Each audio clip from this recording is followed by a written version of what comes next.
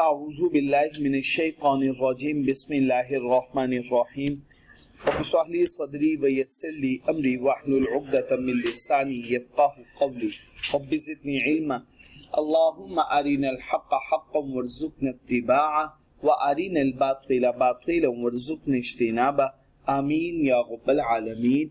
अल्लाहुम्मा तहिर क़ुलूबना मिनन निफ़ाक़ व अअमालना मिनर रिया व अलसिनतना मिनल कज़िब व अअयुनना मिनल ख़ियाना फ़इन्नका तअलमु ख़ाइनतल अअयुनि व मा तुख़फ़ी सुदूर आमीन या रब्बल आलमीन।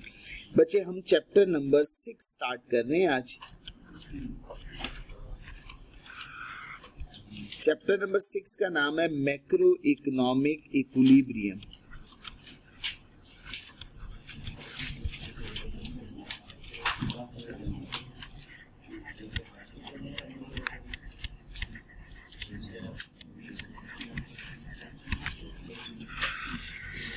मैक्रो इकोनॉमिक इक्विलिब्रियम में 3 टॉपिक्स हैं। सबसे पहला टॉपिक बच्चे हम पढ़ेंगे एग्रीगेट डिमांड का।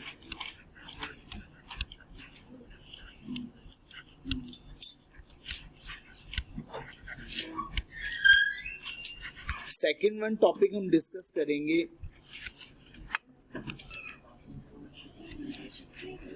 Aggregate supply.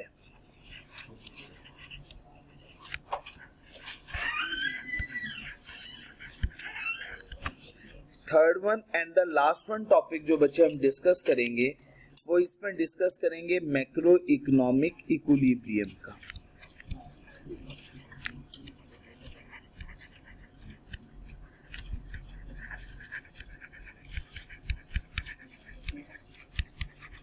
अच्छा बच्चे, अगर हम ये फोर्थ वन टॉपिक को सेपरेट करना चाह रहे हैं थर्ड से, तो फिर हम इसको अलहदा से भी पढ़ सकते हैं। उसको हम कहेंगे आउटपुट गैप।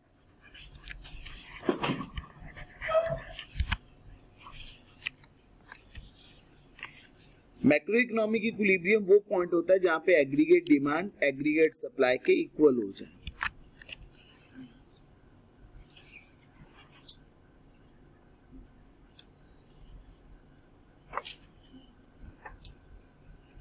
तो सबसे पहला टॉपिक स्टार्ट करते हैं, एग्रीगेट डिमांड।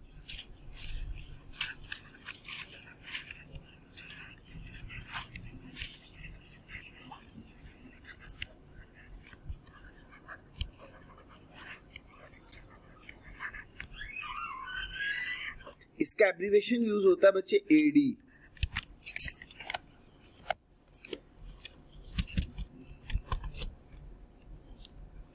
यूनिवर्सल एब्रिविएशन है aggregate demand AD.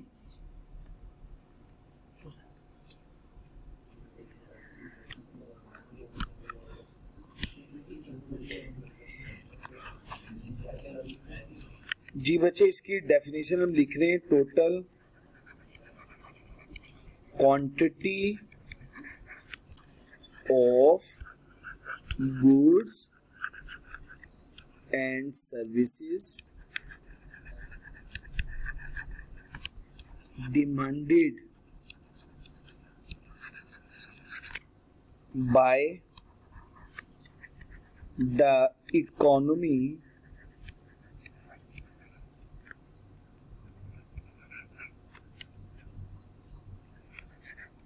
at general price level.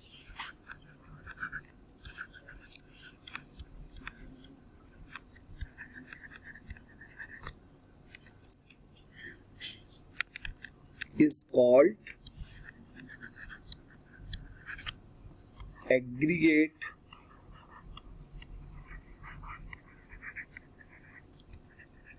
demand.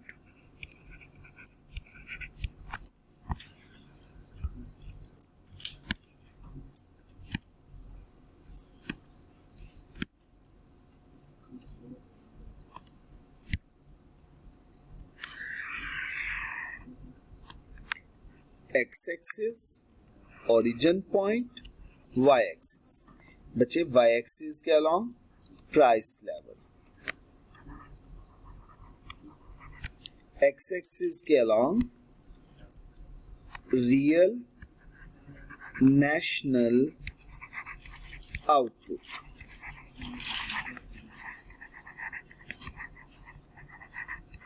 Real national output भी लिख सकते हैं, रियल इनकम भी लिखा जा सकता है।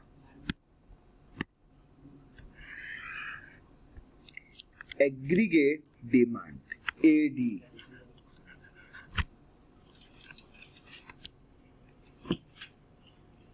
इसकी स्लोप भी बच्चे क्या है?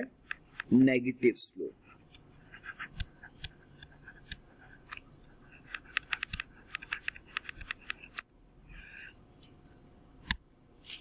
लेफ्ट टू राइट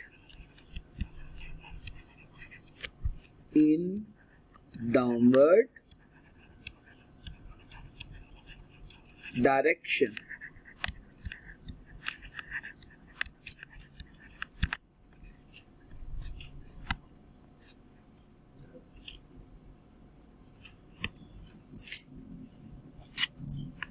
बच्चे let's suppose price level P, price level P,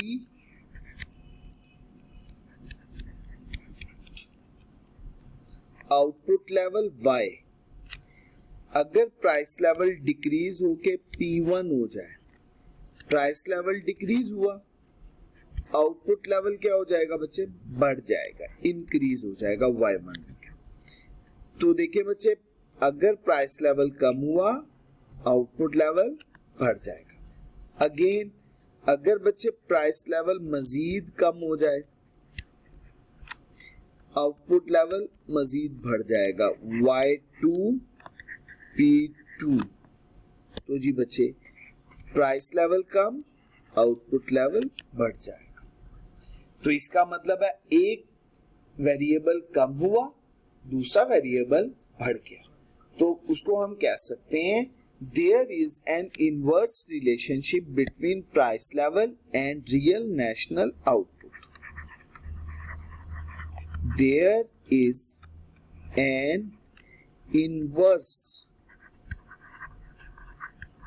relationship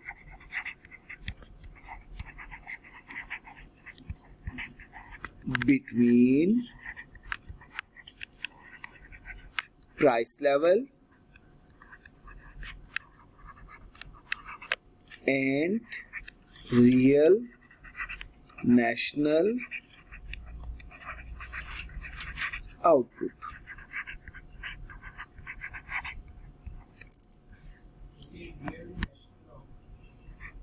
quantity है ना,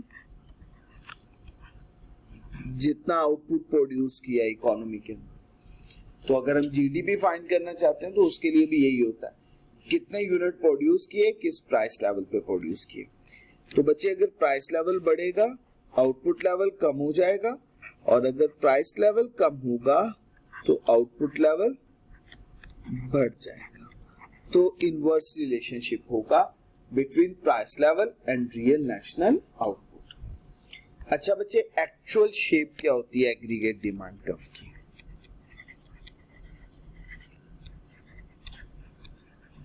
actual shape of aggregate demand, normally हम ये कर्व बना देते हैं।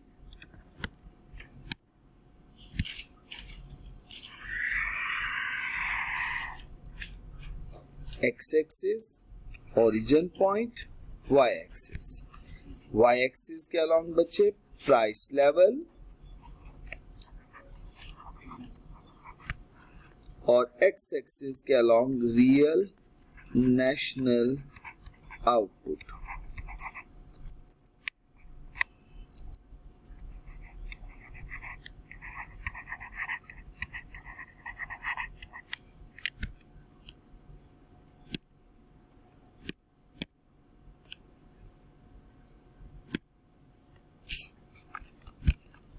जो एक्चुअल शेप होती है स्लाइटली कर्व्ड शेप,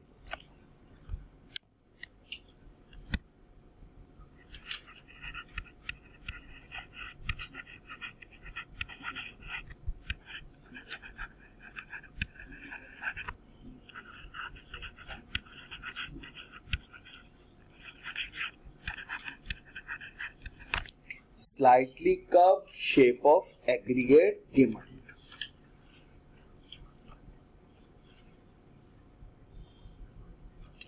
जी बच्चे, यहां तक कोई confusion?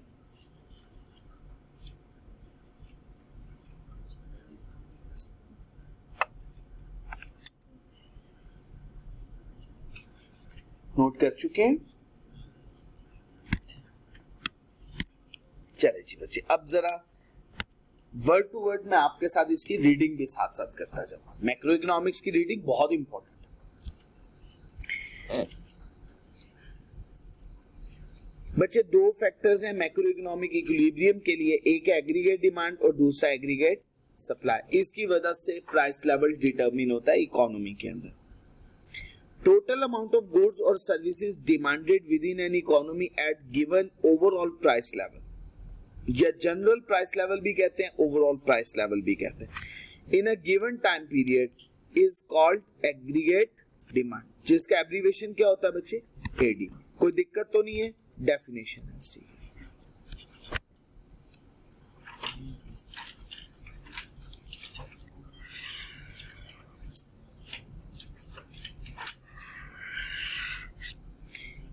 AD shows the relationship between price level and quantity of output. ठीक हो गया जी बच्चे?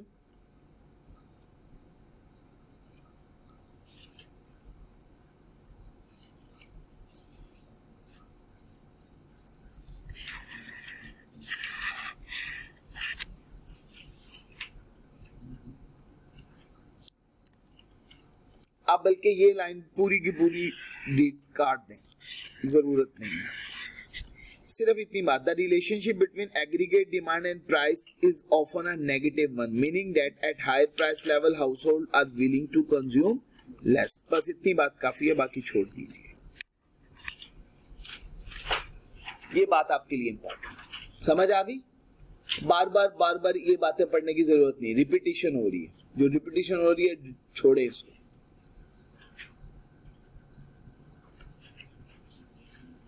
अब इससे एमसीक्यूज आएगा, कोई दिक्कत तो नहीं?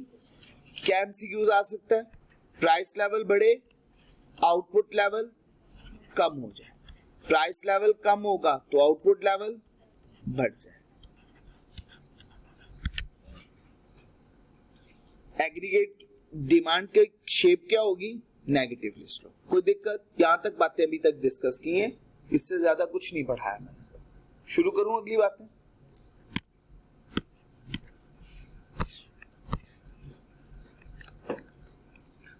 कंपोनेंट्स,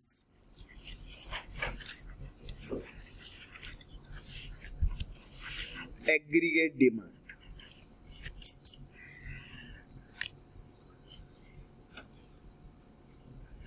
फैक्टर्स भी बोलते हैं इसे,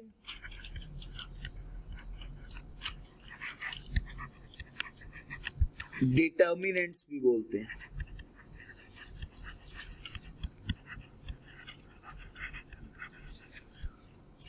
इसे शिफ्टर्स भी बोलते हैं।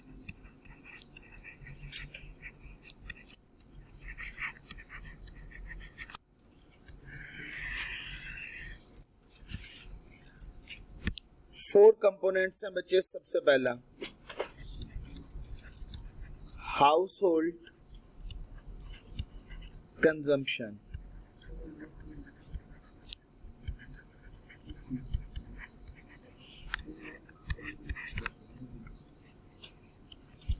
फिर दोबारा दूसरे नंबर पे प्राइवेट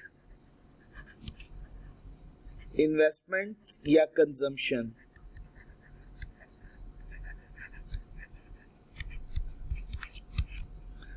थर्ड वन बच्चे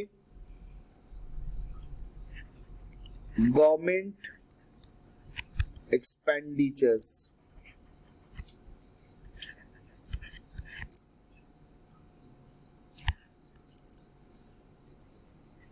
fourth one exports,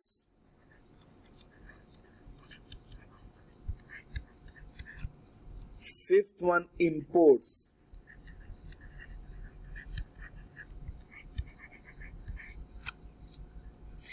इन दोनों को अगर हम कंबाइन लिखना चाहें, net exports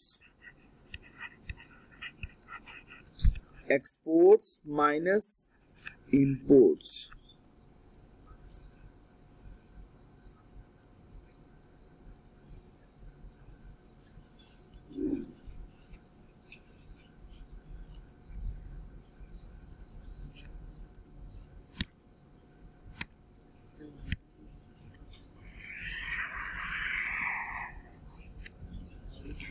x axis origin point, Y axis के अलोंग बचे price level,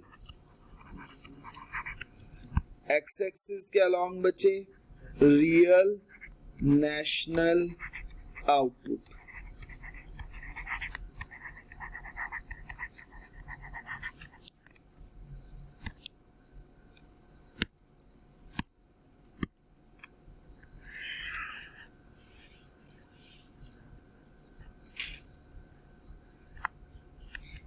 aggregate demand curve,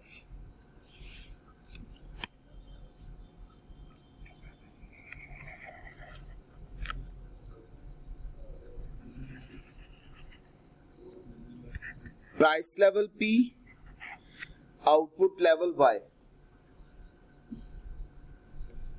बच्चे अगर एग्रीगेट डिमांड कर्व शिफ्ट कर जाए, शिफ्ट कब करेगा? अगर इन 5 में से किसी में भी चेंज आ जाए तो एग्रीगेट डिमांड कर्व एक जगह से दूसरी जगह शिफ्ट कर जाएगा। ठीक हो गया जी बच्चे?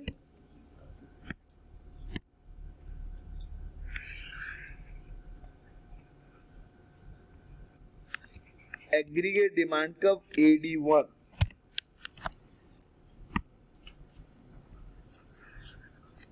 जी बच्चे प्राइस लेवल वही रहा, आउटपुट लेवल Y1 हो गया। पहला पॉइंट A है, दूसरा पॉइंट B है। क्या हुआ बच्चे इस सिचुएशन में? आउटपुट लेवल इंक्रीज कर गया और ये होगी शिफ्टिंग इन एग्रीगेट डिमांड।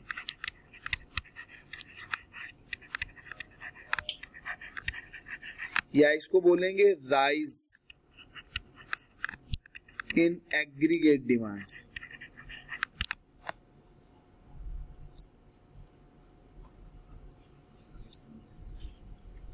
इसके केस में प्राइस में कोई चेंज नहीं आया, आउटपुट लेवल बढ़ गया। अब ये एग्रीगेट डिमांड कर्व जो शिफ्ट हुआ है, इन 5 में से किसी भी फैक्टर की वजह से शिफ्ट हुआ है। या वो राइज कर सकता है या बच्चे फॉल कर सकता है। अब फॉल की भी सिचुएशन में बना दूं।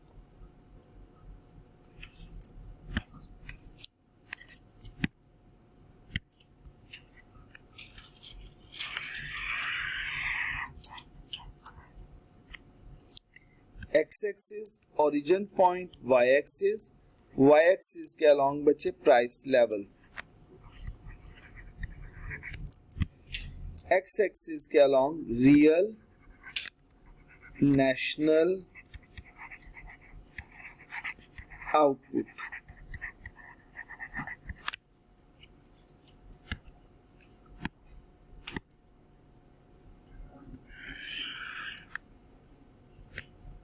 Aggregate demand curve AD,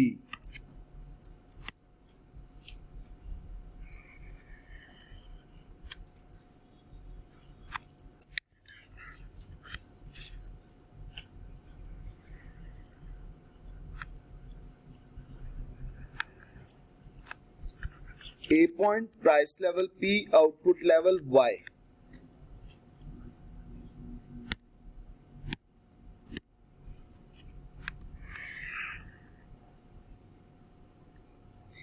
aggregate demand curve AD1, price level वही है, आउटपुट लेवल डिक्रीज कर गया, Y1 हो गया।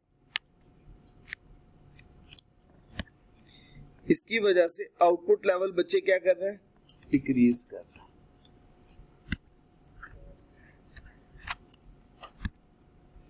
फॉल इन एग्रीगेट डिमांड, ठीक है, या इसको बोलते हैं इनवर्ड शिफ्टिंग।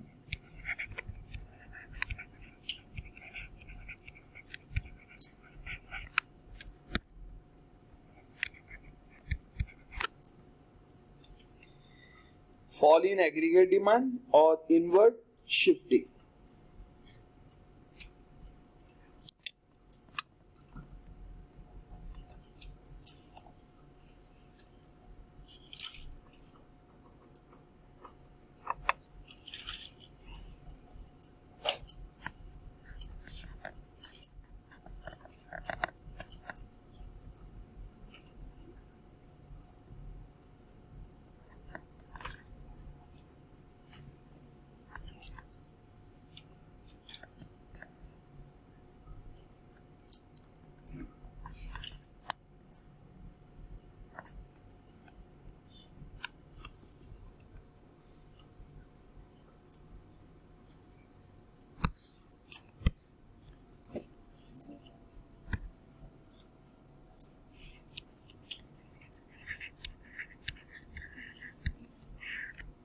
बच्चे फैक्टर्स में सबसे पहले house hold consumption,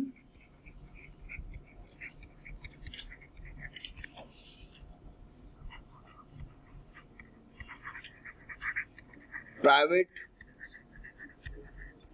investment, government expenditures, exports,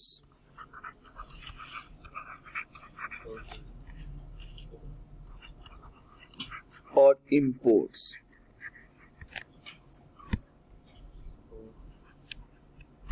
serial number 1, 2, 3, 4 and 5।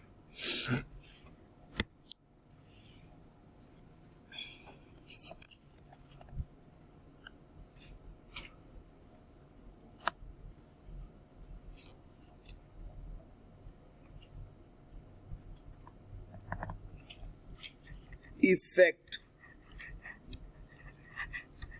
on aggregate demand। अगर इंक्रीज कर जाए इनमें से कोई भी फैक्टर तो इफेक्ट क्या होगा, अगर डिक्रीज कर जाए इनमें से कोई भी फैक्टर तो इफेक्ट क्या होगा।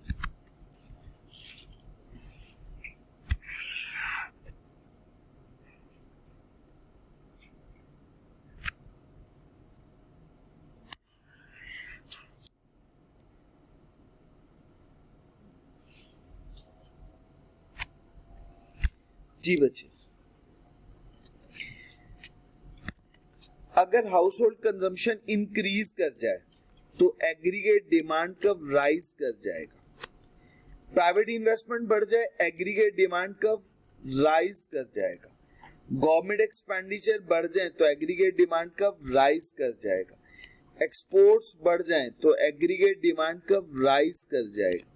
इंपोर्ट्स बढ़ जाए तो एग्रीगेट डिमांड कब फॉल कर जाएगा।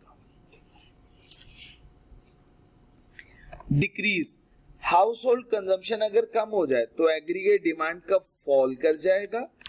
प्राइवेट इन्वेस्टमेंट कम हो जाए एग्रीगेट डिमांड फॉल कर जाएगा। गवर्नमेंट एक्सपेंडिचर के भी कम होने से फॉल करेगा, एक्सपोर्ट्स के कम होने से भी फॉल करेगा और इंपोर्ट्स के बढ़ने से राइज करेगा। सॉरी, इंपोर्ट के डिक्रीज होने से राइज करेगा। नेट एक्सपोर्ट्स है ना, तो नेट एक्सपोर्ट्स में हमें देखना है कि एक्सपोर्ट ज्यादा है या इंपोर्ट ज्यादा।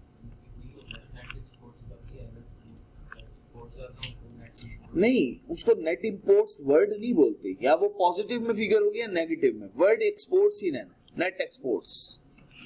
क्योंकि हम एब्रीविएशन यूज करते हैं कैपिटल एक्स स्मॉल में एन, इसको बोलते ही नेट एक्सपोर्ट्स।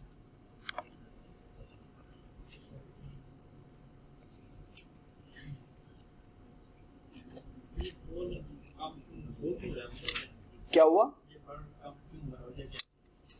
गवर्नमेंट नया प्रोजेक्ट शुरू करते, गवर्नमेंट के एक्सपेंडिचर बढ़ेंगे या कम होंगे, लोगों की तनख्वाहें बढ़ेंगी, जो वहां पे काम करने वाले लोग हैं उनके पास पोटेंशियल एनर्जी आ जाएगी, उनकी परचेजिंग पावर बढ़ेगी या कम होगी, वो खरीदारी ज्यादा करेंगे या कम करेंगे, कंजम्पशन बढ़ी या कम हुई, बढ़ गई, जीडीपी बढ़ गया।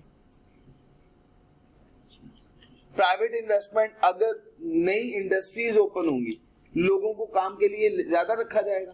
प्राइवेट इन्वेस्टमेंट के बढ़ने से लोगों के पास परचेजिंग पावर बढ़ जाएगी, परचेजिंग पावर के बढ़ने से उनके एक्सपेंडिचर्स बढ़ जाएंगे, एग्रीगेट डिमांड का प्राइस कर दिया। ठीक हो गया। अच्छा, एक्सपोर्ट्स के बढ़ने से मुल्क में इनफ्लो बढ़ेगा या कम होगा? जीडीपी बढ़ते हैं, एग्रीगेट डिमांड का प्राइस कर से पोटेंशियल एनर्जी आ गई। ठीक हो गया जी, कोई मुश्किल बातें तो नहीं है?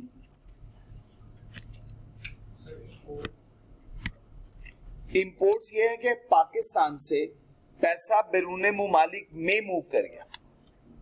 ठीक हो गया, पाकिस्तान से पैसा उनके हमने चीजें लेके कंज्यूम कर डाली, पैसा अब हमारे सर्कल में नहीं है, अब उनके सर्कल में, तो उनकी परचेजिंग पावर बढ़ेगी। इनके पास पैसा ज्यादा है तो उनकी डिमांड बढ़ेगी उन लोगों की। अच्छा जी बच्चे, अब जरा तवज्जो से, components of aggregate demand. Aggregate demand कब के कितने कंपोनेंट्स हैं? 5। हाउस होल्ड कंजम्पशन के, इन्वेस्टमेंट स्पेंडिंग, गवर्नमेंट स्पेंडिंग्स और net difference between exports and imports. Shifts in the aggregate demand.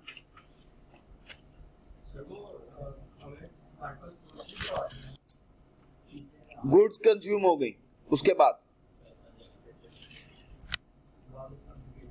Withdrawal है ना, लीकेज है, कल पड़ी भी थी।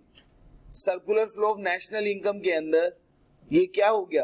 विड्रॉ हो गया। विड्रॉ होगा तो हमारा जीडीपी क्या हो जाएगा?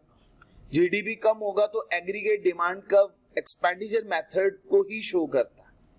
हमारी डिमांड भी कम हो गई, एग्रीगेट डिमांड भी कम हो गई। एग्रीगेट डिमांड की इक्वेशन भी यही होती है, aggregate demand is equal to C plus I plus G plus X N.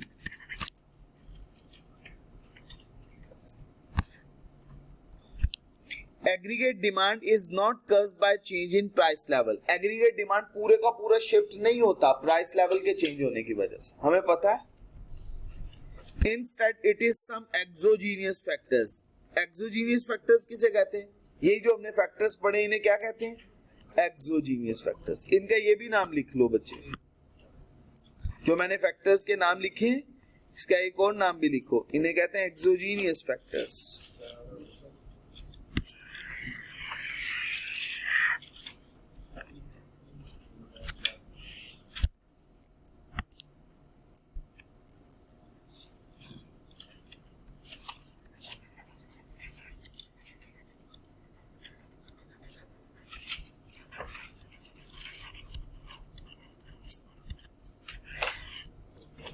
वो फैक्टर्स जो कि किसी के कंट्रोल में ना हो उन्हें कहते हैं ना एक्सोजीनियस फैक्टर्स।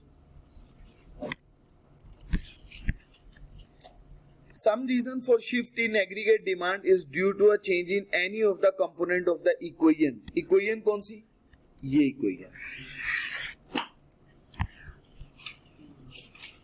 अच्छा, इसकी वजह से शिफ्ट होना है out of the aggregate, outward shifting होनी है। क्या? अगर कंज्यूमर की इनकम बढ़ जाए, ज्यादा हो जाए, कंज्यूमर की स्पेंडिंग बढ़ेगी या कम होगी? तो हाउस होल्ड कंजम्पशन बढ़ रही है या कम हो रही है? तो उसने कहा आउटवर्ड शिफ्ट होगा।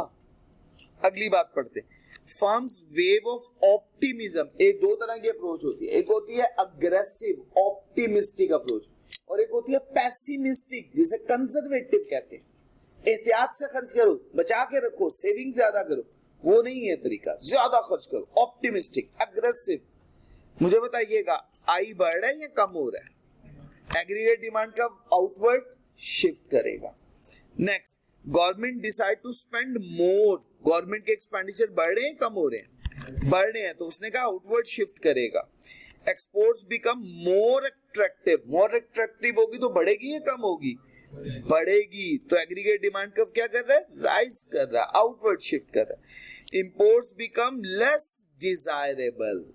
इंपोर्ट्स की तादाद कम हो रही है, तो कम होगी तो एग्रीगेट डिमांड कब क्या करेगा? आउटवर्ड शिफ्ट करेगा। क्लियर हो गया जी बच्चे? तो ये वो मैंने आपको दोनों के बता दिए फैक्टर्स, यहाँ पे एक के फैक्टर्स लिखे। कोई दिक्कत? राइज और फॉल का कर्व अलग अलग बन गया, कोई कंफ्यूजन तो नहीं है बच्चे?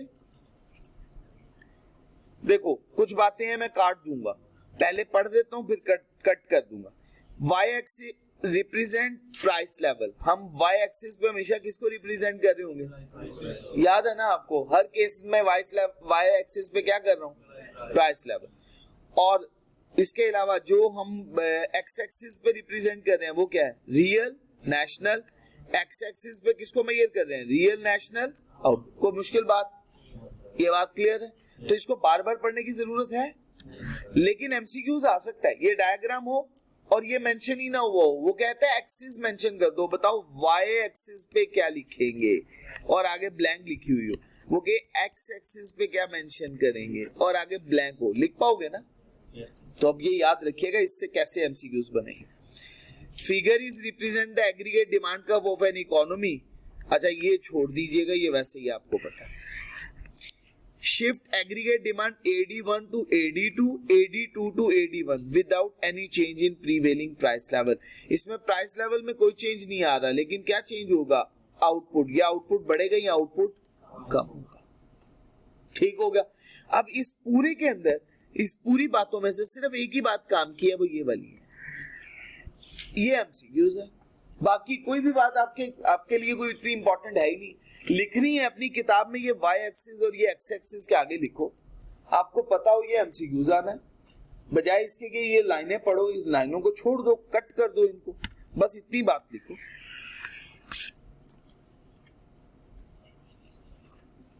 ये अपने पास के एमसीक्यूज बनाओ कि वाई एक्सिस पे हम किसको मेजर करते हैं, प्राइस लेवल को। याद हो गया एमसीक्यूज? वाई एक्सिस पे क्या मेजर होता है, प्राइस लेवल, और एक्स एक्सिस पे रियल नेशनल आउटपुट।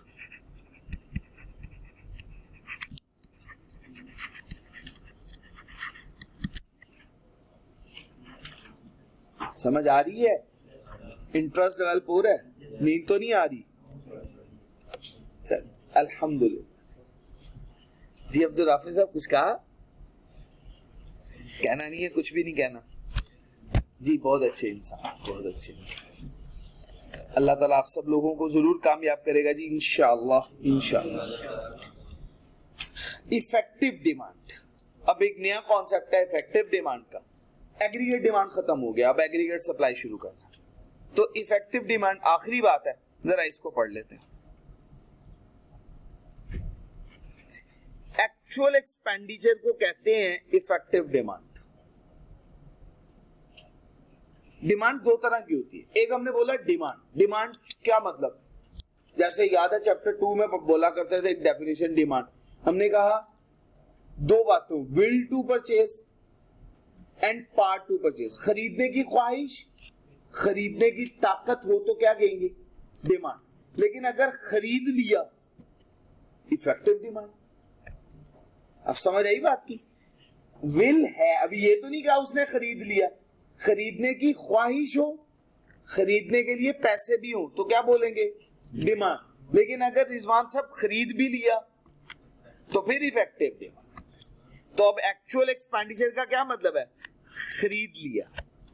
अब बात समझ में आ गई? यहां तक कोई दिक्कत तो नहीं है?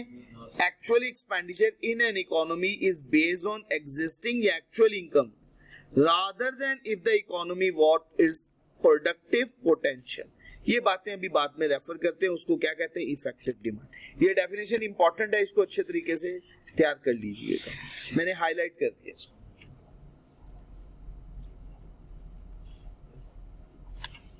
तो फर्क समझा दिया, कोई मुश्किल बात तो नहीं है? इफेक्टिव डिमांड के लिए क्या कंडीशन है जरूरी? हाँ, एक्चुअल का मतलब ये है कि आपने परचेज कर लिया भाई, एक्सपेंडिचर कर डाले, तभी तो बोलेंगे एक्चुअल एक्सपेंडिचर।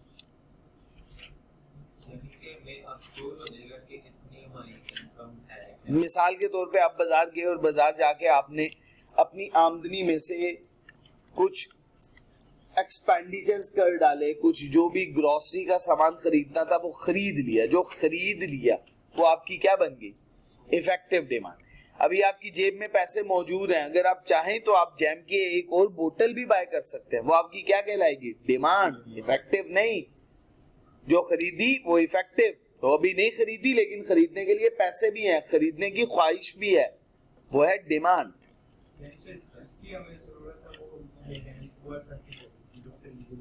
जो परचेज कर लिया,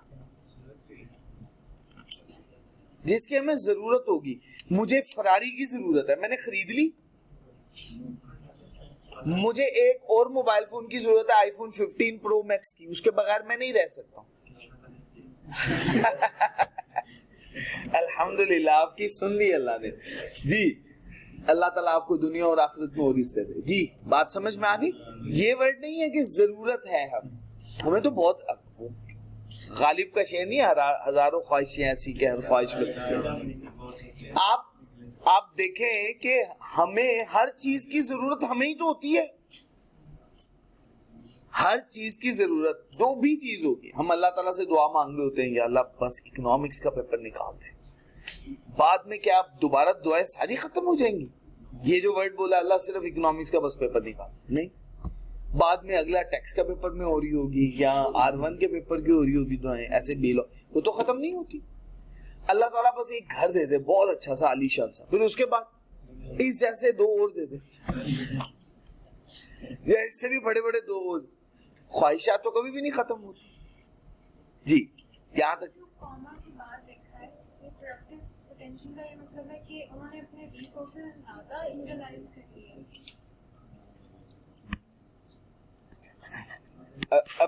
अभी बच्चे इसको डिस्कस करना है या थोड़ा सा वेट कर लें? हाँ, वेट कर लेते हैं, बहुत अच्छी बात है। लेकिन मुझे पता है आप लोग चाहते नहीं है वेट करना, तो मैंने तभी कह दिया नहीं, वेट कर लेते। क्यों? एग्रीगेट सप्लाई इसको समझाने लगा। ये कॉन्सेप्ट हमें कौन समझाने लगा? Aggregate supply. एग्रीगेट सप्लाई ने आगे ये बात समझानी, और एग्रीगेट सप्लाई को समझना है, फिर हमें ये बात अच्छे से समझ पाएंगे। अभी मैं कोशिश करूंगा, टाइम ज्यादा लग जाएगा, लेकिन बात अच्छे से समझ नहीं आएगी। ठीक है, तो बच्चे मैं थोड़ा सा वेट करवाता हूँ आप लोगों से। बहुत अच्छे लोग हैं, अल्लाह ताला आपको कामयाब करेगा इंशाल्लाह। एग्रीगेट सप्लाई जी नहीं लगती, इंशाल्लाह नजर नहीं लगती। Aggregate supply,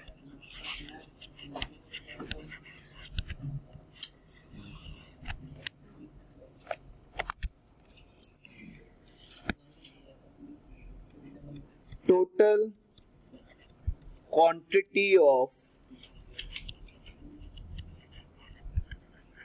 goods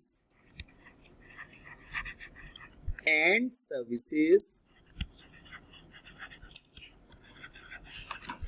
that is produced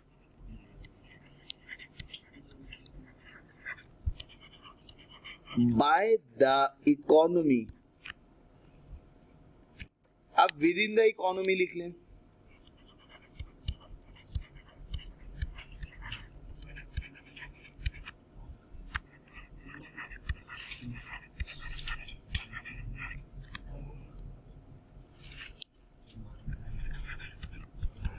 at general price level at a given period of time is called aggregate supply. Aggregate supply का एब्रीविएशन होता है बच्चे AS।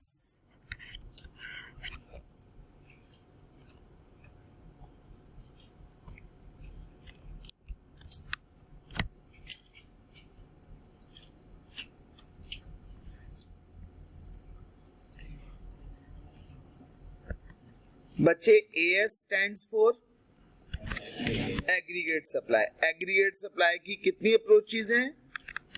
दो। शाबाश, ज्यादा है लेकिन हम दो पढ़ रहे हैं। दो अप्रोचेज हैं। कितनी अप्रोचेज हैं? दो। एक है न्यू क्लासिकल। एक अप्रोच क्या है? New classical. अगर एक न्यू क्लासिकल है तो दूसरी क्या होगी? केन्जियन। जी शाबाश। एक न्यू क्लासिकल और दूसरी केन्जियन। अच्छा बच्चे, न्यू क्लासिकल ने कहा एग्रीगेट सप्लाई दो तरह से होती है,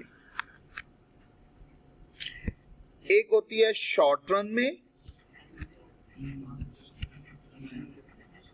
अगर एक शॉर्ट रन किया तो दूसरी लॉन्ग रन। शाबाश, बिल्कुल ठीक देखा ना, कहा ना इंटेलिजेंट हो गए। अच्छा जी, शॉर्ट रन हमेशा एक्चुअल के बारे में इंफॉर्मेशन प्रोवाइड करेगा, और अगर शॉर्ट रन एक्चुअल के बारे में इंफॉर्मेशन प्रोवाइड कर रहा है तो लॉन्ग रन किसके बारे में?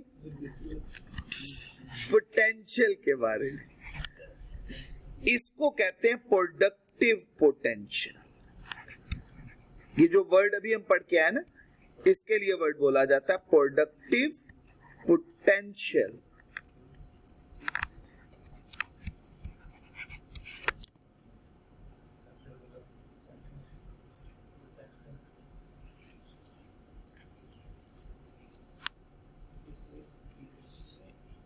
तो एग्रीगेट सप्लाई की दो approaches, first one new classical, second one Keynesian. New classical में दो बातें, शॉर्ट रन और लॉन्ग रन। तो हम सबसे पहले स्टार्ट करेंगे न्यू क्लासिकल अप्रोच।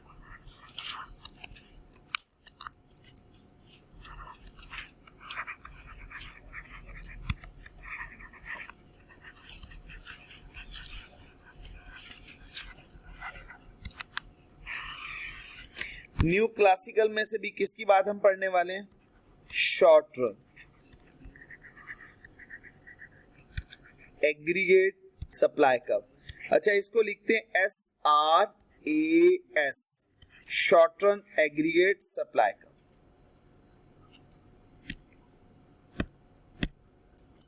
पहले जरा बच्चे डेफिनेशन देखिएगा इसकी। Total supply of goods and services produced within an economy at given price level in a given time period, उसे क्या बोलते हैं बच्चे? Aggregate supply. कोई मुश्किल बात तो नहीं है इस डेफिनेशन में? बात क्लियर हो गई आप लोगों को?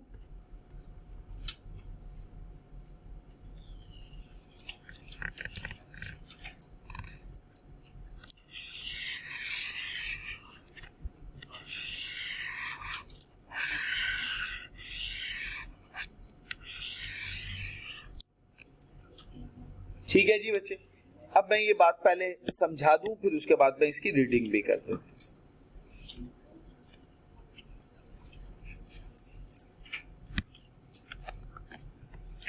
Short run aggregate supply curve shows positive relationship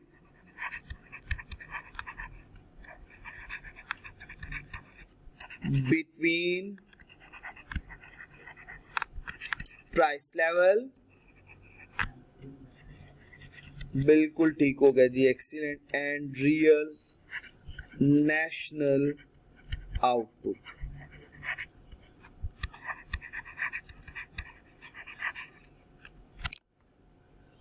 short run aggregate supply का कौन सा रिलेशनशिप शो करवाएगा? Positive, between price level and real national output.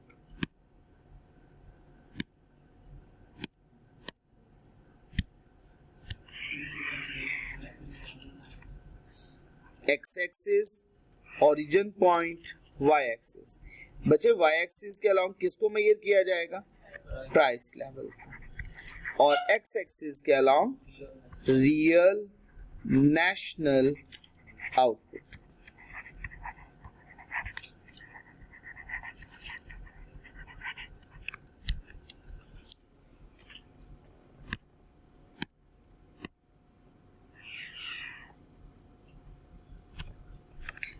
Short run aggregate supply का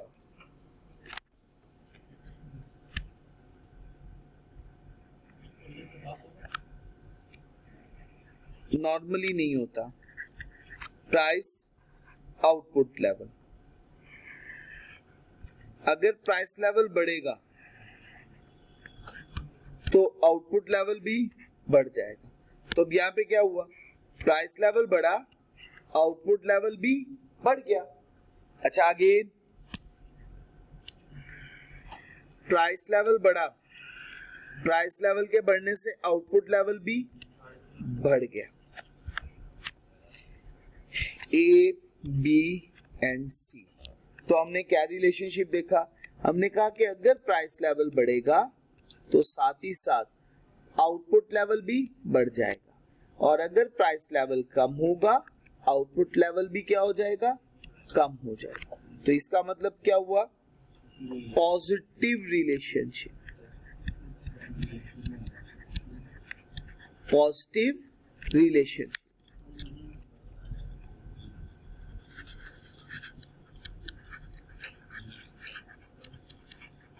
जी हम ये बातें डिस्कस करते हैं ना कि देखो प्राइस लेवल अगर बढ़ जाए तो प्राइस लेवल के बढ़ने से प्रोड्यूसर की क्या कोशिश होती है कि उसका प्रॉफिट मार्जिन बढ़ जाएगा, उसकी कोशिश होगी कि उसके प्रोडक्ट ज्यादा से ज्यादा बिके या कम से कम बिके, ज्यादा से ज्यादा, ताकि उसे मुनाफा भी या प्रॉफिट मार्जिन भी ज्यादा से ज्यादा हो। ठीक हो गया, तो ये वही as it is same concept reflect हो रहा है। यहां तक कोई दिक्कत तो नहीं है बच्चे, इतनी बात पहले पढ़ लेते हैं। देखो बच्चे, relationship between aggregate supply and price is often a positive.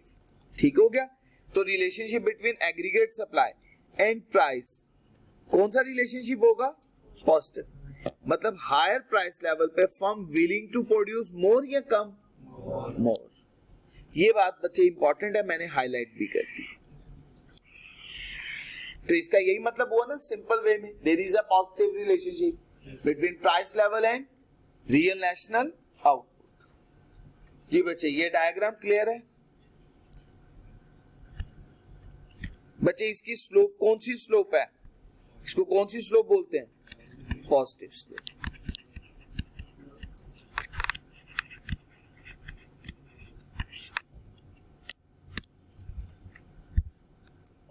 Left to right upward direction है ना,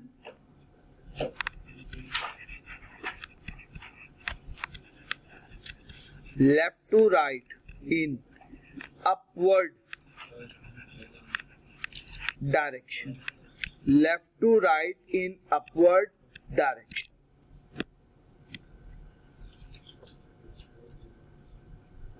अब देखें यहां पे in the short run aggregate supply curve की स्लोप क्या होगी। अच्छा अब ये आगे एज रेगुलर सप्लाई डस,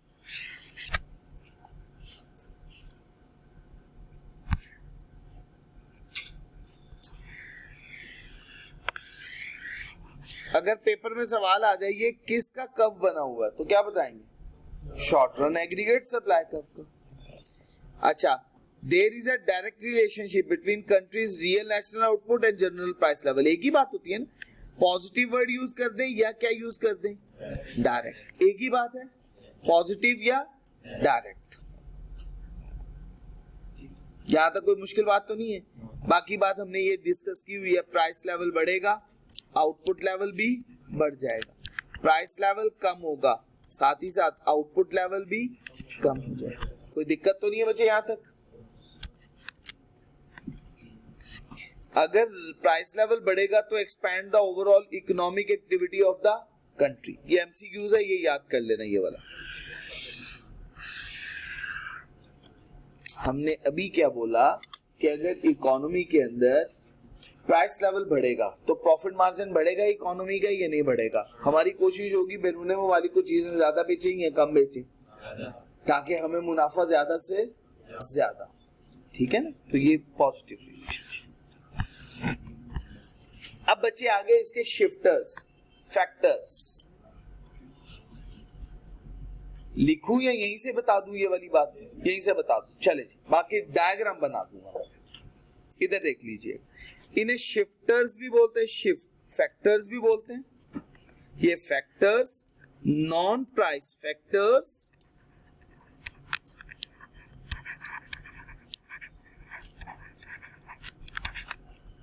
या exogenous factors.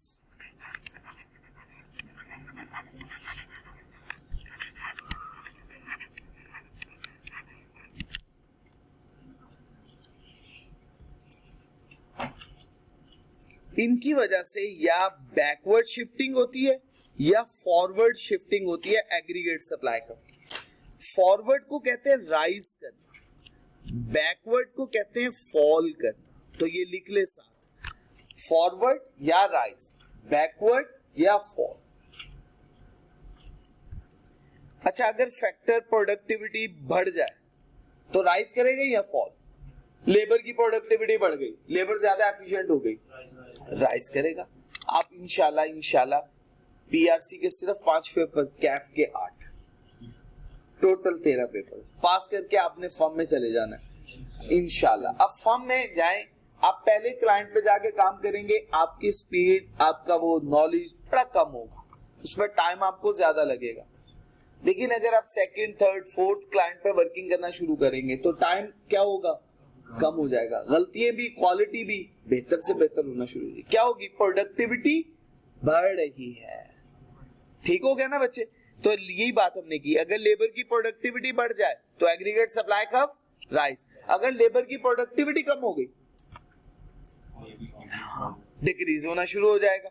Size and quality of capital stock, capital stock का मतलब है प्रॉपर्टी, प्लांट एंड इक्विपमेंट। अगर हमने प्रॉपर्टी, प्लांट एंड इक्विपमेंट नए लगा दिए और टेक्नोलॉजिकल इंप्रूवमेंट भी ले आए तो आप मुझे बताइएगा, तो एग्रीगेट सप्लाई कर्व बढ़ेगा या कम होगा? बढ़ेगा। और अगर तादाद कम हो जाए, कम हो जाएगा। Size and quality of labour force, labours की तादाद बढ़ गई जी बच्चे। Unit cost of labour, labour की कॉस्ट बढ़ेगी, वेज बढ़ेगी, तो कॉस्ट ऑफ प्रोडक्शन के बढ़ने से फॉल करेगा। अगर कॉस्ट ऑफ प्रोडक्शन कम हो जाए तो राइज करेगा। याद है ना आपको ये बात? तो कॉस्ट ऑफ प्रोडक्शन के बढ़ने से, कॉस्ट ऑफ प्रोडक्शन के बढ़ने से फॉल करता है, कॉस्ट ऑफ प्रोडक्शन के कम होने से राइज करता है। अच्छा बच्चे, इसी तरह से प्रोड्यूसर के टैक्सेस और सब्सिडी, अगर टैक्सेस बढ़ जाए फॉल, टैक्सेस कम हो जाए राइज, सब्सिडी बढ़ जाए राइज, सब्सिडी कम हो जाए फॉल। और सबसे लास्ट पे इन्फ्लेशनरी एक्सपेक्टेशंस, अगर हो गए महंगाई बढ़ेगी, महंगाई के बढ़ने से भी सप्लाई कर्व शिफ्ट करता है ना। अगर महंगाई होगी तो सप्लाई कर्व क्या कर जाएगा? फॉल कर जाएगा, क्योंकि कॉस्ट ऑफ प्रोडक्शन बढ़ जानी अल्टीमेटली। तो मैं कर्व बना देता हूं, राइज का भी और फॉल का। महंगाई होगी, गवर्नमेंट बढ़ेगा, प्रोड्यूसर प्रोड्यूसर के लिए बढ़ेगा। क्या हुआ? देखो, प्रोड्यूसर का प्रॉफिट मार्जिन तब बढ़े कि महंगाई हो गई है, उसे रॉ मटेरियल पुरानी कीमत पे मिलता जाए। जैसे पेट्रोल महंगा होगा, पेट्रोल उसने इस्तेमाल करना है प्लांट एंड मशीनरी को चलाने के लिए, तो मुझे बताइएगा उसकी जो ऑपरेशन की कॉस्ट है वो बढ़ेगी या कम होगी? बढ़ जाएगी। महंगाई होगी, उसने अपने मुलाजिमीन को तनख्वाह ज्यादा देनी है या कम देनी है? रॉ मटेरियल महंगा खरीदेगा या सस्ता खरीदेगा? महंगा। तो ये सब फैक्टर्स आ जाते हैं उसमें। यूनिट कॉस्ट अगर इंक्रीज हो रही है तो फिर फॉल करेगी, अगर डिक्रीज हो रही है तो फिर राइज करेगी। हाँ, मैं बिल्कुल ऐसे ही। अगर वेज बढ़े, वेज क्या है? Cost of production, aggregate supply का फॉल करेगा। ठीक हो गया बच्चे?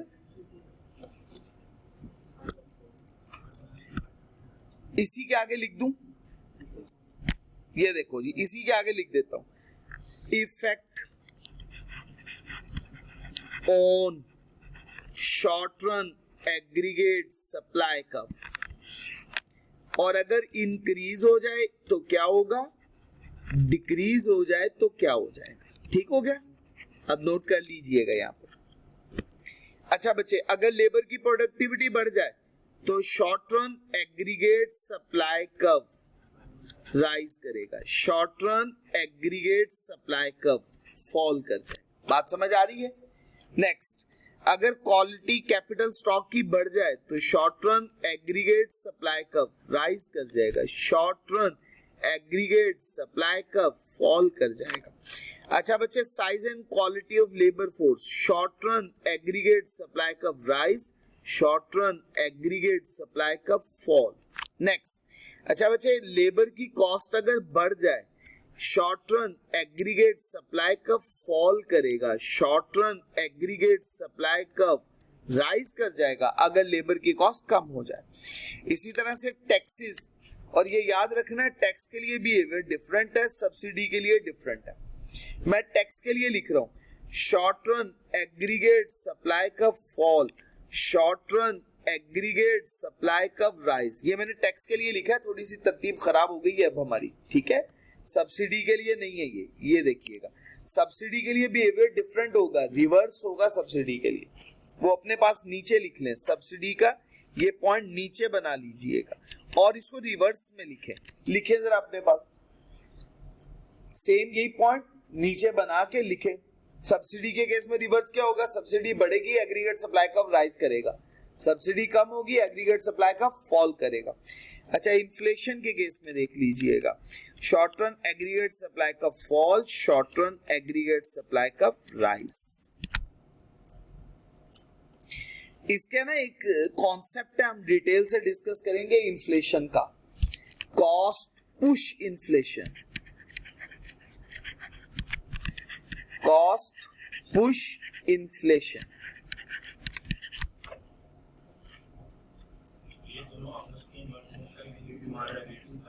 हाँ हाँ, वो तो रिवर्स में।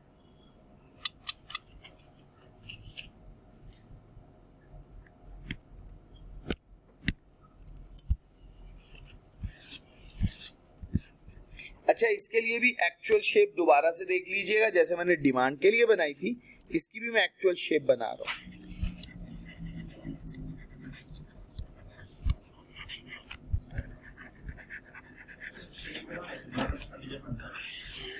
क्या हुआ, क्या चीज बनाने से, सब्सिडी के बढ़ाने से गवर्नमेंट के एक्सपेंडिचर्स बढ़ जाते हैं, बिल्कुल। हम इसका सप्लाई के साथ ताल्लुक नहीं, सॉरी डिमांड के साथ अभी ताल्लुक नहीं बना रहे। क्यों नहीं बना रहे, क्योंकि हमने कह दिया गवर्नमेंट एक्सपेंडिचर्स बढ़ गए, तो वो जी में ही फैक्टर कंपोनेंट आ गया, ये वाला, ये जी में ही कंसीडर हो गया। सप्लाई का इस वजह से इफेक्ट आएगा कि सब्सिडी अगर बढ़ेगी, सब्सिडी किसको मिल रही है, प्रोड्यूसर को मिल रही है, गवर्नमेंट प्रोवाइड कर रही है, तो प्रोड्यूसर का प्रॉफिट मार्जिन तो ज्यादा है, प्रोडक्शन अपनी ज्यादा बढ़ाएगा क्योंकि गवर्नमेंट उसे कंफर्म सब्सिडी दे रही है।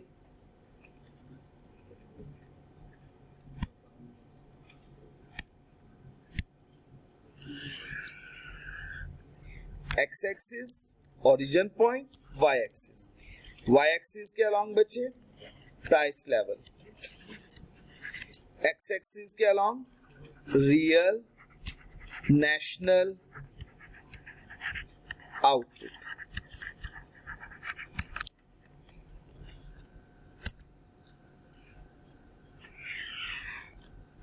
Short run aggregate supply curve, इसकी शेप कैसी होती है, स्लाइटली कर्व्ड शेप होती है इसकी।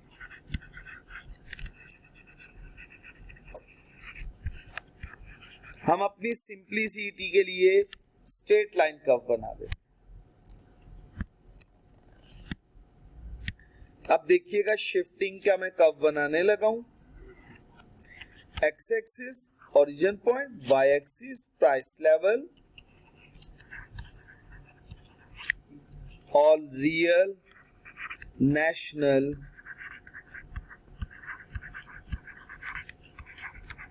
Output.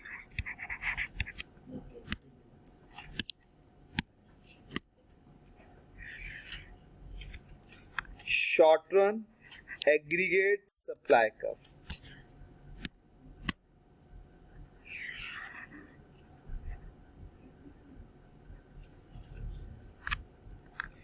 Short run aggregate supply curve 1,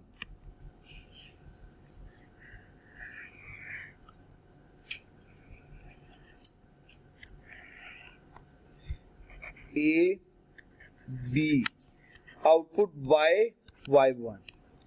इस केस में बच्चे आउटपुट लेवल बढ़ गया, इसको हम कहते हैं राइज या फॉरवर्ड शिफ्टिंग।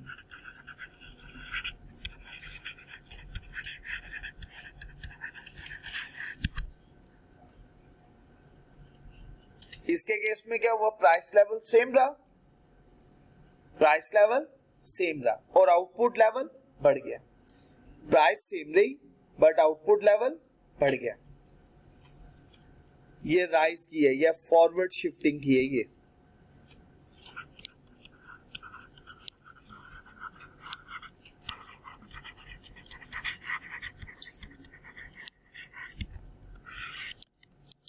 जी बच्चे, इसके बाद बच्चे बैकवर्ड शिफ्टिंग।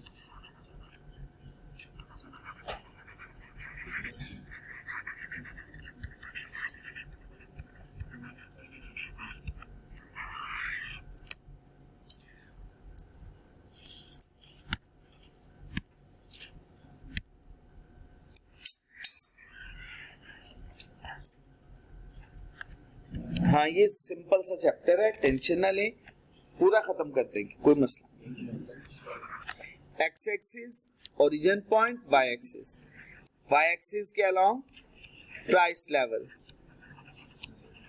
और एक्स एक्सिस के along real, national, output.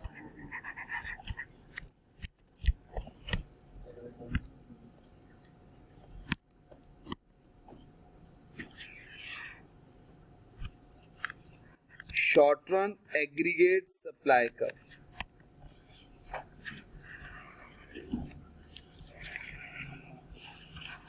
Output a price level,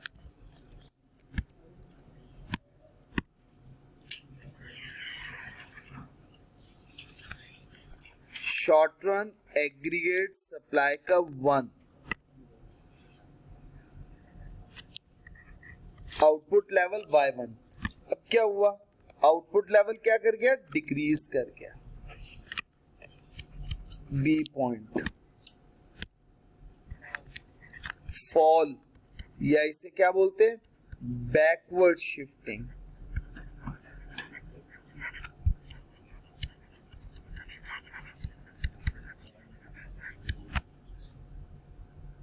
ठीक हो गया जी बच्चे, नोट कर लिया आप लोगों ने।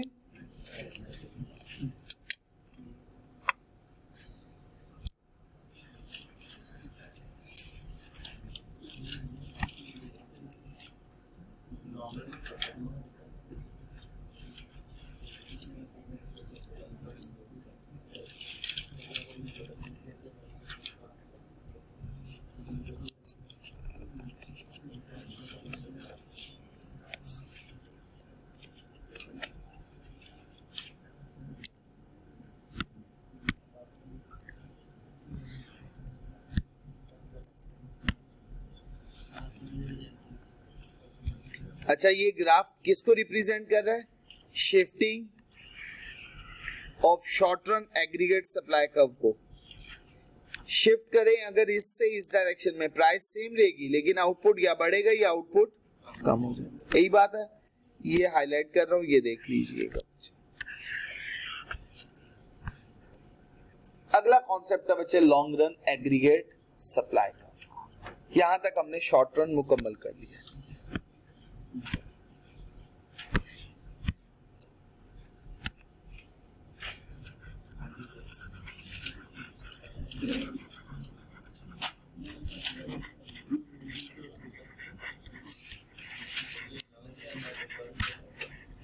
कल भी इंशाल्लाह पढ़ेंगे लॉन्ग रन एग्रीगेट सप्लाई का। हमारा डिसाइडेड है 4 बजे तक की क्लास इंशाल्लाह।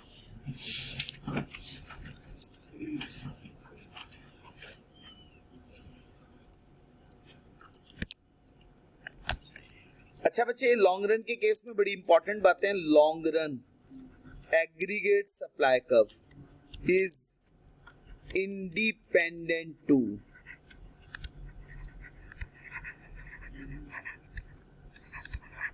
जनरल प्राइस लेवल होता है।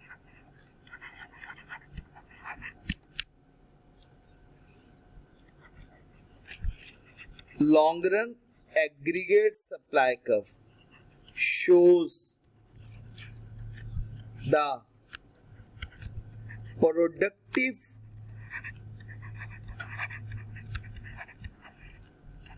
potential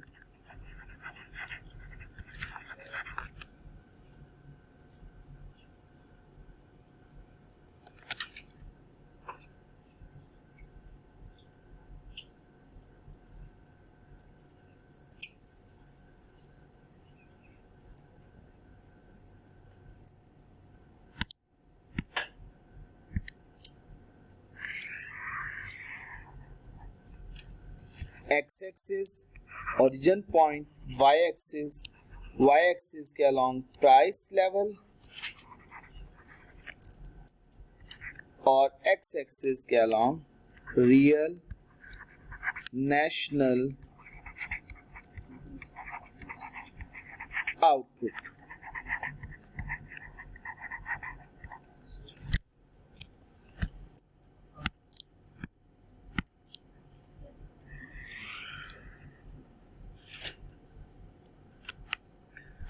Long run aggregate supply curve.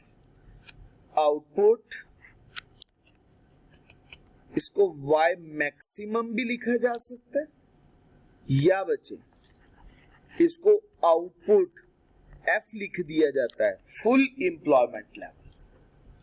Output at full employment level, इसको हम कहते हैं. ये किसके बारे में इंफॉर्मेशन प्रोवाइड करता है? पोटेंशियल जीडीपी के बारे में. किसके बारे में? Potential GDP.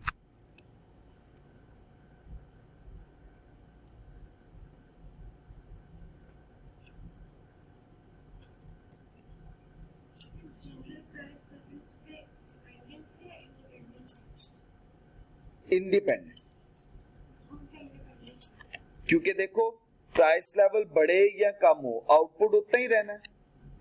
प्राइस लेवल के बढ़ने या प्राइस लेवल के कम होने से आउटपुट में कोई चेंज नहीं आ रहा, तो इसका मतलब ये प्राइस लेवल पे डिपेंड नहीं कर रहा.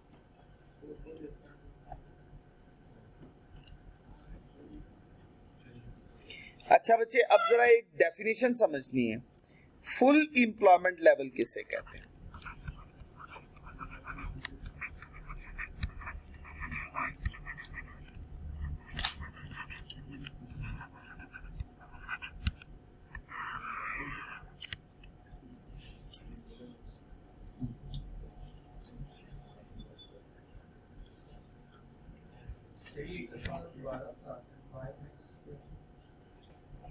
जी मैं बताता हूं.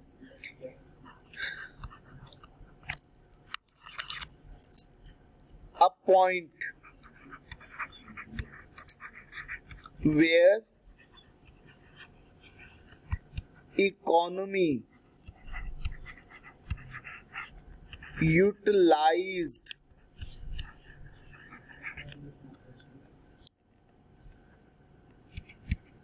its resources at optimum level.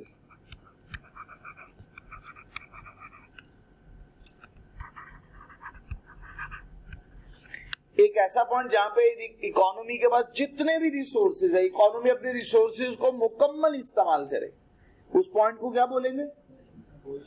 Full employment level. और इस एम्प्लॉयमेंट लेवल पे जितना मैक्सिमम आउटपुट प्रोड्यूस हो सकता है ना, उसे कहते हैं प्रोडक्टिव पोटेंशियल. क्या वर्ड बोलते हैं? Productive potential.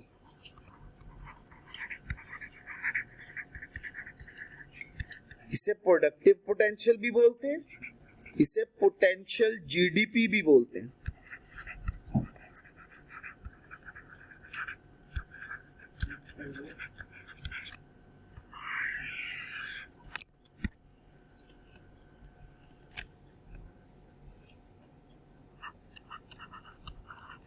The maximum output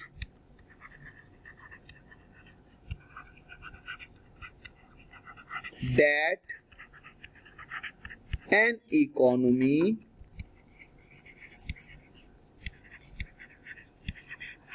could produce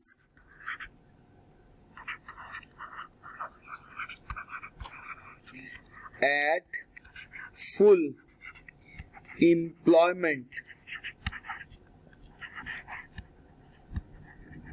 level is called potential GDP or productive potential.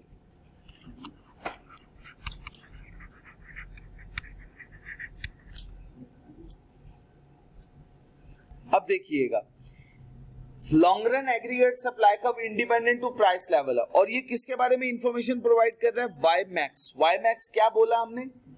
Maximum output जितना इकोनॉमी प्रोड्यूस कर सकता है अपने रिसोर्सेज को यूटिलाइज करके, तो इसको बोलते हैं output at full employment level या मैक्सिमम आउटपुट। तो कौन रिप्रेजेंट करेगा? लॉन्ग रन एग्रीगेट सप्लाई का। और इसका कब होता है? Parallel to Y axis. Parallel to Y. ये वर्टिकल कब होता है? ये वर्टिकल है इसकी स्लोप। ठीक हो गया जी बच्चों?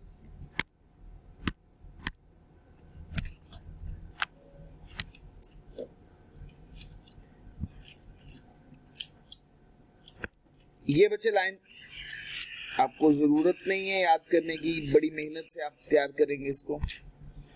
फुल एम्प्लॉयमेंट एक ऐसी सिचुएशन है जहां पे तमाम रिसोर्सेज जितने भी अवेलेबल हैं इकोनॉमी के पास फुल्ली यूटिलाइज हो रहे हैं। फुल एम्प्लॉयमेंट लेवल रिफ्लेक्ट करता है एक ऐसी सिचुएशन को जहां पे कोई भी production, no more production is possible, कि आप उससे ज्यादा प्रोडक्शन नहीं कर सकते। इंपॉर्टेंट है, ये मैं हाईलाइट कर रहा हूं एमसीक्यूज के पॉइंट ऑफ व्यू से। इसका कब क्लियर है जी बच्चे आप लोगों को?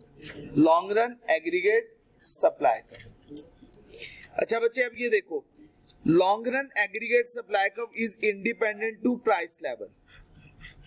याद आ गया जी? ये मैंने भी लिखवाया था। Long run aggregate supply curve कैसा होता है? Independent to price level. और ये अपर लिमिट कैपेसिटी की बताता है। क्या मतलब? मैक्सिमम आउटपुट बताता है ना। तो मैक्सिमम अपर लिमिट को तो कहते हैं, ये हमें बताता है कि इकोनॉमी मैक्सिमम कितना आउटपुट प्रोड्यूस कर सकती है। इसी वजह से इसकी लाइन वर्टिकल लाइन होती है। तो ये लाइन भी बड़ी इंपॉर्टेंट है एमसीक्यूज के पॉइंट ऑफ व्यू से।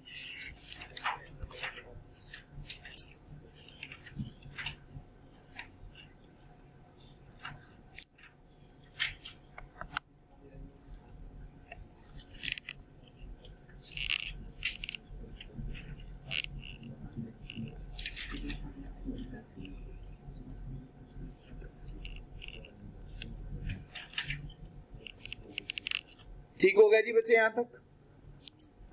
चलें जी, इंशाल्लाह इससे आगे कंटिन्यू कर लेंगे। लेकिन ये था कि economic growth shifting in long run aggregate supply का पढ़ लेते, इससे आगे टॉपिक हमारा बिल्कुल डिफरेंट हो जाना था। नहीं, यहां से यहां तक पढ़ लो, सिर्फ छोटी सी बात है, मैं लिखता कुछ नहीं हूं, यहीं से पढ़ा देता हूं। इससे आगे टॉपिक नया शुरू हो जाएगा। केन्सियन से आगे ऑनवर्ड कल पढ़ लेंगे, लेकिन इसको खत्म कर लेते हैं, छोटी सी बात रह गई है। लॉन्ग रन एग्रीगेट सप्लाई का भी शिफ्ट कर सकता है, इसे कहते हैं shifting of long run aggregate supply. Long run aggregate supply का भी शिफ्ट कर सकता है, लेकिन इसके अंदर बड़ी अहम बातें मैंने कहा, जैसे कि मैं लिख नहीं रहा हूं, ये मैंने बातें लिखनी थी, अब मैं ये किताब से बताने लगा हूं, अच्छे से नोट कीजिएगा। इसके अंदर चेंज बहुत जल्दी नहीं आता, ये हाईलाइट करें ये बात। इसके अंदर चेंज जल्दी, और जब भी आएगा परमानेंट नेचर का आएगा। पहली बात तो इसमें चेंज जल्दी आता नहीं है, और अगर आ गया तो वो किस नेचर का होगा? ये देखें, दो बातें लिख ली हैं आपने, अब ये दो बातों पे 1 और 2 लिखना है आपने, ताकि आपको याद रहे। क्या वर्ड बोलेंगे? Does not fluctuate too greatly, पहले तो जल्दी चेंज होनी नहीं है, लेकिन अगर हो गई तो फिर परमानेंट इफेक्ट है इसका। यहां तक कोई मुश्किल बात तो नहीं है बच्चे? इसके क्या फैक्टर्स और किसकी वजह से ये शिफ्टिंग होती है? पहली बात ये नोट कीजिएगा, quantity and productivity of factors of production, ये पहला पॉइंट है, 1 कर देना है अब यहां तक, 1। दूसरा बच्चे, एडवांसमेंट इन टेक्नोलॉजी,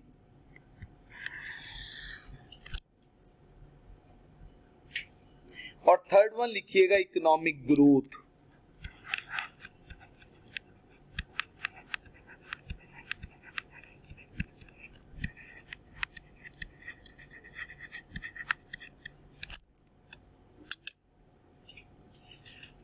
ठीक हो गया जी बच्चे, यहां तक बात खत्म हो गई। वैसे तो केन्जियन का कर्व भी एग्रीगेट सप्लाई ही है सिर्फ, बाकी आगे इक्विलिब्रियम शुरू होंगे, एग्रीगेट सप्लाई ही खत्म हो जाएगा हमारा। हाँ ये छोटी सी बात, चलें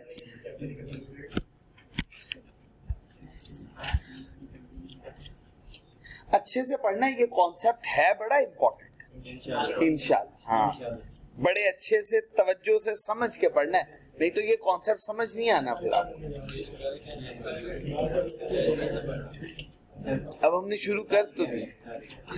सुब्हानक अल्लाहुम्मा व बिहम्दिक अशहदु अल्ला इलाहा इल्ला अंता अस्तगफिरुका व अतूबु इलैक। अस्सलामु अलैकुम व रहमतुल्लाहि व बरकातहू।